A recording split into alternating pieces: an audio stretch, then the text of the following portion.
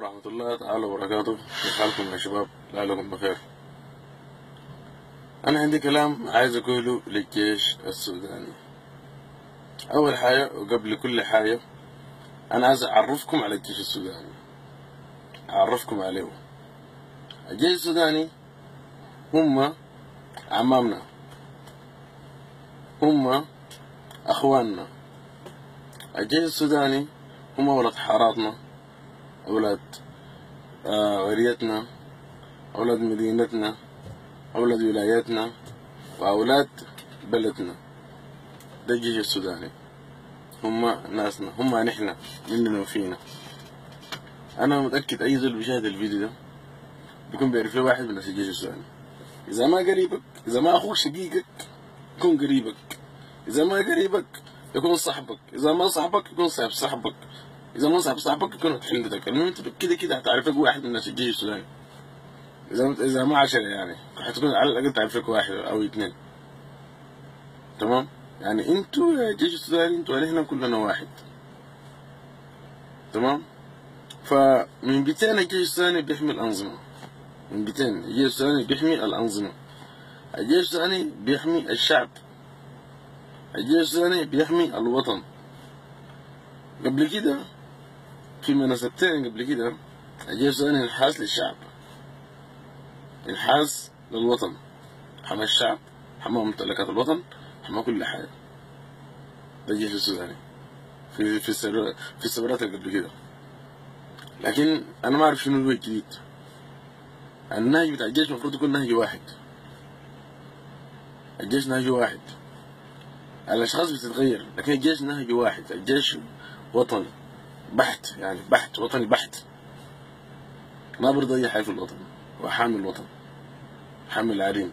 ده الجيش السوداني. وجيشنا الزمان، هم أبهاتنا وجدودنا الزمان اللي كانوا في الجيش اللي هم حموا وطننا، خلوا لنا نحن شنو؟ خلوا لنا أكبر وطن في أفريقيا. أنا لما بعيد على وجه الدنيا لقيت الجيش محافظ علي على أكبر وطن في أفريقيا. لقيت عندي موارد طبيعية، لقيت عندي حاجات كثير خالص. ده الجيش السوداني حافظ علي، حافظ لي عليها، على الحياة دي. ده الجيش السوداني كده. لكن انتوا هسه الجيش السوداني هتخلوا شنو لأولادكم؟ يعني أبهاتنا زمان، أبهاتنا وجدودنا في الجيش خلوا لنا وطن شاسع، وطن كله سلام، كله محبة، وطن كله خيرات. انتوا هسه حاليا هتخلوا شنو لأولادكم؟ كلكم عندكم أولاد، يعني أغلبيتكم في الجيش عندكم أولاد، عندكم أطفال. أطفالكم هسه تعبانين انت تدرسوهم في المدارس، هتخلوا لهم شنو؟ مدرسين ليش أصلا؟ يعني عشان شنو يعني؟ ما خلاص الوطن ده حينتهي. الوطن ماشي كل يوم أسوأ من سيء لأسوأ، من سيء لأسوأ، وبعد شوية حينتهي رسمي. هتخلوا لهم شنو؟ هتخلوا لهم حاجة. حتى إذا قالوا حيعملوا شنو يعني؟ فانحازوا للشعب، انحازوا لأهلكم، أهلكم الغلابة المساكين، أقفوا معاهم. النظام ده كلهم هم 500 شخص. إذا كتمت بكرة حيشيلوا قروشهم وأولادهم حيمشوا، حيسافروا، حيطلعوا برا السودان، حيعيشوا حياتهم بكل رفاهية. هيخلوك لا انت وانا، خلونا قاعدين سوا. بعدين يجي الرئيس الثاني لما يجي ما حيقدر يوفر لك مرتبك، لانه ما بيلقى حاجه في البلد. انت حميته وشال كل حاجه، ما حيسوقك معه.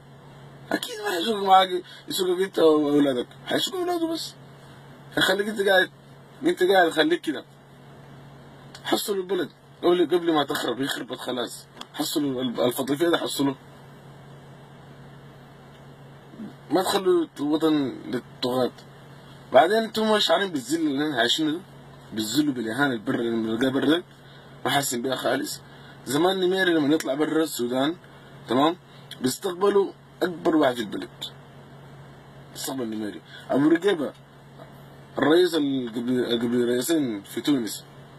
ابو رقيبه الرئيس التونسي السابق اللي قبل زين العابدين، ما حصل استقبل رئيس في المطار ما عدا نميري، ولا رسول استقبل النميري فقط، لأنه عرفوا راي عز، عرفوا الراجل. حسن رئيسك ده لما يسافر برا ما قاعد تحس بالذل؟ ما قاعد تتذلى لما يجوا شوف يصبوا لك، يجي الناس كده ما مفهومين هم لعبة كورة ولا فنانين ولا رجال أعمال ولا شيء، يجي يصبوا لك المطار، ما يتزل، ما قاعد تهزك الحتة دي. يقول لك ده الرئيس السوداني. زمان نميري لما يسافر كل الإعلام الرئيس السوداني في زيارة للدولة، أي دولة، الدولة الآتية ولا الدولة التالية المهم.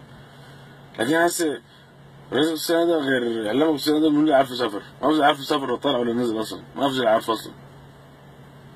ده كله كيان أنهي ضيعناه. انتوا ترجعوا الكيان ده. خلاص 27 سنة كفاية.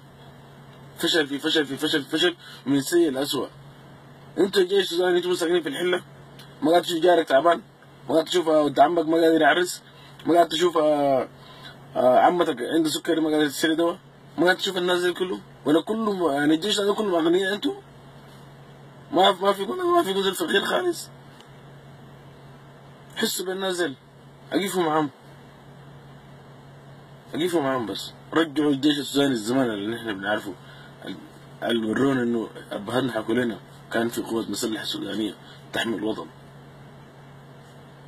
المهم اخر كلام عايز اقول لك شنو، انت يا شاهد الفيديو اذا كلامي اقنعك انشر الفيديو، اذا ما اقنعك خليه. السلام عليكم ورحمة الله.